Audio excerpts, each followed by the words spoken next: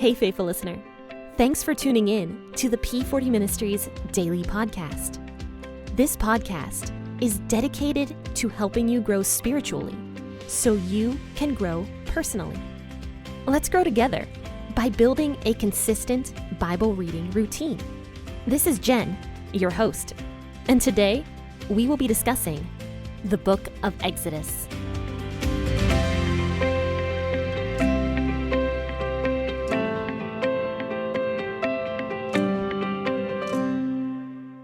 Well, hello there and happy Friday, friends and faithful listeners. Thanks for tuning into the P40 Ministries podcast. And hi, my name is Jen. I am the host of the P40 Ministries podcast. So I hope you guys have been having a great week and have an even greater weekend this weekend. And let me know what you guys are doing. Go to my website, www.p40ministries.com/contact, or you can go to my Facebook page to let me know what you guys are up to. And as always, if you have any questions, concerns, comments, prayer requests, anything at all, feel free to reach out. I'm pretty available for the most part and will respond to you, hopefully in a timely manner. But anyway, let's go ahead and start reading this portion of scripture. On Wednesday, we left off on a cliffhanger, kind of, where we were talking about the wave offering. So what the heck is a wave offering? Well, let's talk about it today. I'm going to be reading Exodus chapter 29, verses 26 through 37. So let's see if we can figure out a little bit more about this wave offering and more about what Aaron and his sons have to do, and their descendants as well, in order to become priests to God, which was the best career back then that you could possibly have, pretty much, because you were ministering to God, you were ministering to the people. It was a very purpose-filled, very exciting role to have. But anyway, once again, let's read Exodus chapter 29, verses 26 through 37. And grab your cup of coffee or your cup of tea, and let's go ahead and read this. You shall take the breast of Aaron's ram of consecration and wave it for a wave offering before Yahweh. It shall be your portion. You shall sanctify the breast of the wave offering and the thigh of the wave offering, which is waved, and which is raised up of the ram of consecration, even of that which is for Aaron, and of that which is for his sons. It shall be for Aaron and for his sons as their portion forever from the children of Israel, for it is a wave offering. It shall be a wave offering from the children of Israel of the sacrifices of their peace offerings, even their wave offerings to Yahweh. The holy garments of Aaron shall be for his sons after him, to be anointed in them and to be consecrated in them. 7 days shall the son who is priest in his place put them on when he comes into the tent of meeting to minister in the holy place. You shall take the ram of consecration and boil its meat in a holy place. Aaron and his sons shall eat the meat of the ram and the bread that is in the basket at the door of the tent of meeting. They shall eat those things with which the atonement was made, to consecrate and sanctify them. But a stranger shall not eat of it, because they are holy. If anything of the meat of the consecration or of the bread remains to the morning, then you shall burn the remainder with fire. It shall not be eaten, because it is holy. You shall do so to Aaron and to his sons according to all that I have commanded you. You shall consecrate them for 7 days. Every day you shall offer the bull of the sin offering for atonement. You shall cleanse the altar when you make atonement for it. You shall anoint it to sanctify it. 7 days you shall make atonement for the altar and sanctify it, and the altar shall be most holy. Whatever touches the altar shall be holy. For sake of interpretation, I'm actually going to switch over to the NLT version of the Bible, which is a little bit more readable. The reason I read out of the WEB version is because it's completely in the public domain, and since I'm literally going through the entire Bible, and most versions of the Bible are not in the public domain, I read out of the WEB version in order to avoid issues, lawsuit issues. But the WEB, it's a great version because it was made to be in the public domain, as I've said before, but it's not the best when it comes to readability sometimes because it was taken from an older version and translated kind of newer, but still there's some words in here that are kind of hard for most people to understand, like consecrate. Like, what does that mean? So I'm switching over to the NLT version, which is very, very, for the most part, readable. So it says here in verse 26 that the third ram that we talked about on Wednesday, so first and foremost, there was a bull that was supposed to be the sin offering, and part of that was to be taken outside of the camp to show that there was a removal of sin from the camp and was removed, basically. The second one was supposed to be a ram, and the entire ram was supposed to be burned. The entire thing showing that Aaron and his sons were going to be completely dedicated to God. So this was symbolism to show that, the entire burning of the ram, that was showing that their complete and total dedication to God. Now, this third ram that is talking about right here, this is supposed to be a wave offering. And that's where we left off on Wednesday when we talked about this, was a wave offering. So a wave offering is literally when Aaron and his sons are lifting up their hands and waving at God. I'm not even joking. That is what a wave offering is. So what they would do is they would take the meat and the bread and whatever else, and they would literally wave it at the heavens, at God's face. So they were waving at God. And I find this concept actually super cool and kind of unique because first and foremost, this is the first time anything like this had ever been heard before. The wave offering is just being introduced. No one ever heard of a wave offering before. But how interesting is that when we're waving at God, or when the priests were waving at God, God would see it. He was looking at it, and he would recognize that they were there waving at him. That is literally the point of the wave offering, to show that God was there. God could see everything. Like, for example, if you wave at somebody, like if I'm trying to get my husband's attention in a store or something, or when I go shopping with my mom, let's say, because that's more likely that I'll go shopping with my mom than with my husband. But anyway, when I am shopping at a store and we split up and we're looking at different things, my mom will be like, Jen, where are you? And I will wave my arms to let her see me. And we do that all the time when we're in crowded areas, when we're in restaurants, who knows, we wave at people to let them know that we are there. And the people see the wave. That is what God is telling his priests to do, to literally wave at him, for them to be like, hey, we're right here. We're just about to present this offering to you. This is showing God's omnipresence, basically. He's all over the place. He can see them. And so that's what I find is so cool, is the fact that he wants his people to wave at him. He wants their attention. And that is what we do when we wave at other people, is we're trying to get their attention. So that is what this signifies, is the priests trying to get God's attention by waving this offering at God and being like, look what we're about to present to you. It is very interesting. All throughout scripture, God really doesn't mind being nagged.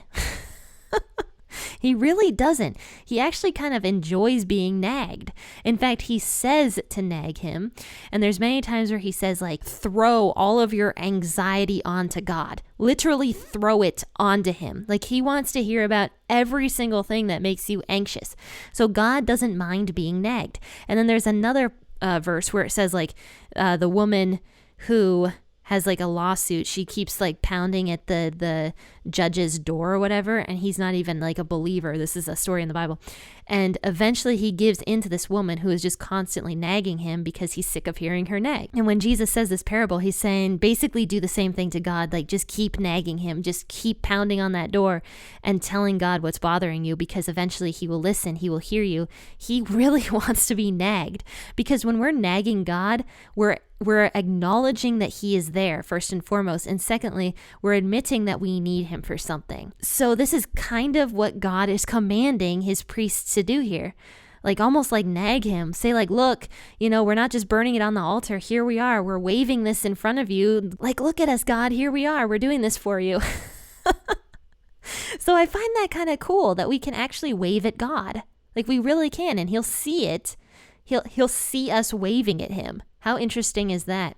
So then after this, it talks a little bit more, after this wave offering thing, about what Aaron's descendants should do when they become priests.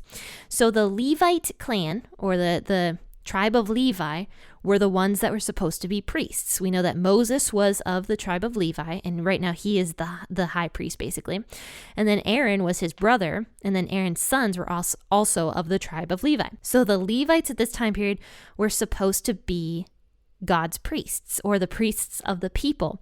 They were the ones that were supposed to have direct communication with God. They were supposed to be set apart. Even within Israel, basically, they were supposed to be even more set apart than the entire nation of Israel was, so that they could have this very fulfilling career as a minister to the people. So this was the point of the tribe of Levi. Rather than gaining land, like we'll find out later on, like all the other tribes did, the tribe of Levi didn't gain any specific piece of land. They were supposed to be spread out into all of the different tribes, and were supposed to minister to the tribe. We're supposed to help the people grow closer to God. They were supposed to be the priests, all the Levites. So now Aaron and his sons and his grandsons and whoever else that were supposed to become priests, God is now explaining the process of how these kids can become the priests once Aaron dies and once the sons die and everything else. So it says here that they were supposed to put on the same garments that Aaron and his sons wore. And it says that these garments were supposed to be anointed and ordained, and the garments should be preserved. It says then that the descendant who succeeds him as high priest will wear these clothes for 7 days as he ministers in the tabernacle and the holy place.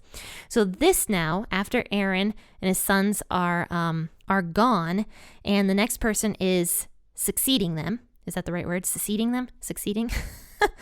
It says that succeed. There we go.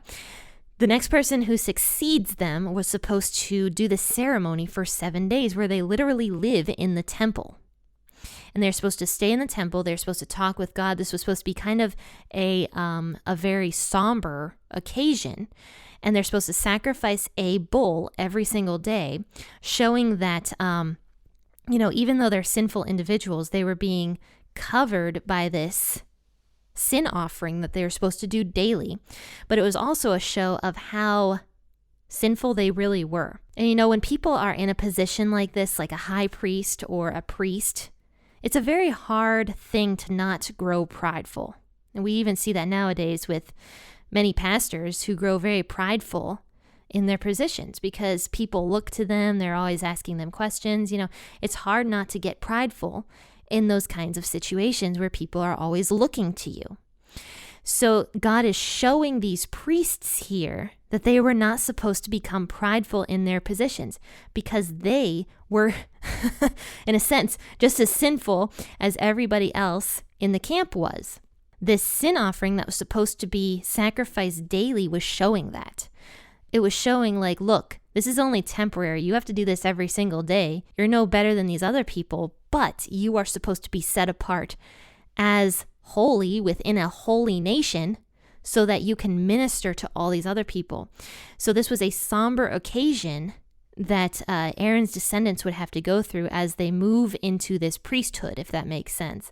So for 7 days, they were supposed to, do this ritual where they sacrifice the animal every single day, but also minister to the people and to God by living in that temple for 7 days at the very beginning of their priesthood. After this, they would become a full-on priest or whatever. But then God kind of backtracks back to just Aaron and his sons here in verses 31 and 34. So it says here that ram that we just talked about, the second ram, so remember I talked about the bull, which was a sin offering, the first ram, which was like a dedication to God ram, and then this ram, the second ram, this one now is supposed to be eaten by Aaron and his sons with God. Literally. It says here in verse 32, Aaron and his sons will eat this meat along with the bread in the basket at the tabernacle entrance.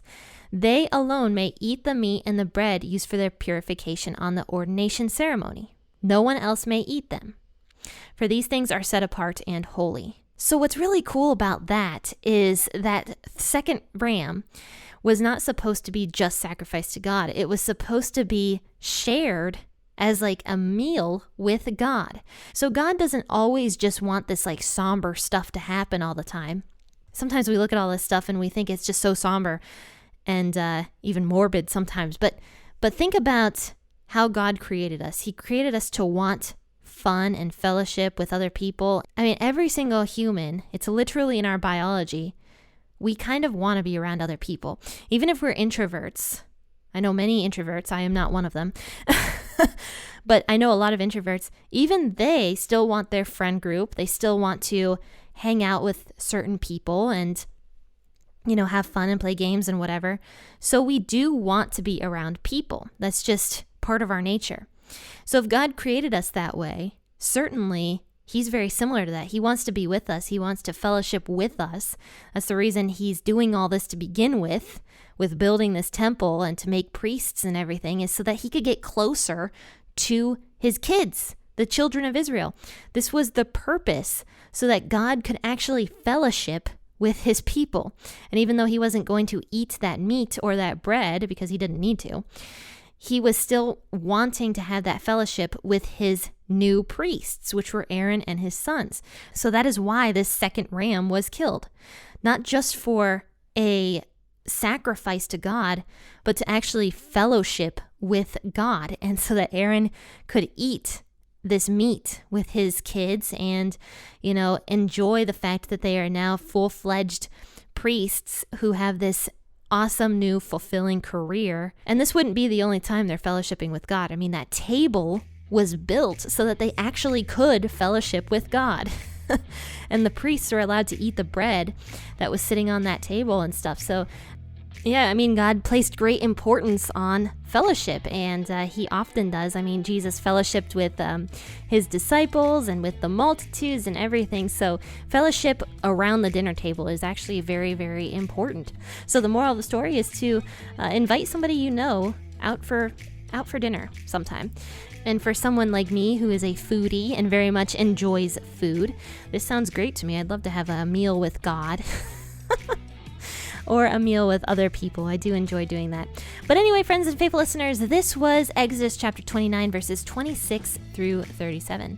Thank you for tuning in to this episode. And if you want to support P40 Ministries, go take a look at my logo t-shirt. I am so excited about the new P40 Ministries logo t-shirt for the podcast. It is a little cup that says P40 Ministries, and it is wearing a pair of headphones, and right underneath of it, it says something kind of snarky. It says, grab your cup of coffee, and in tiny, tiny little print right underneath that, it says, or your cup of tea. Because I don't really like tea very much, and I talk about that on the podcast, you tea drinkers out there.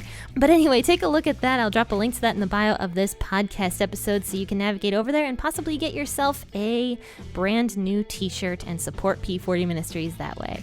But friends and faithful listeners, have a fantastic weekend. Happy listening, and God bless.